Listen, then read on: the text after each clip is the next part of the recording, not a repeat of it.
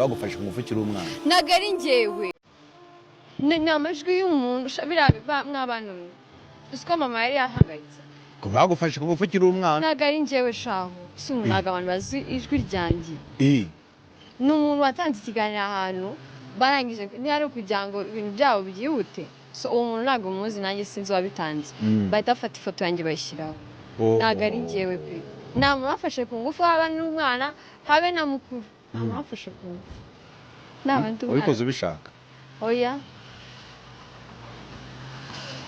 nzabikora mbishaka genda mu kiganiro bataho buriya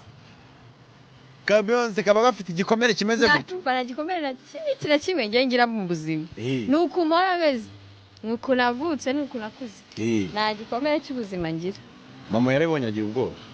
byose mana yanjye ariko nawe se byumva ko ijwi atari njye ariko mama ko ataramenye nyine ibyo byabatubuzeho kuri social media ariko atangiye kubimenya ntabwo aramenye by'abajura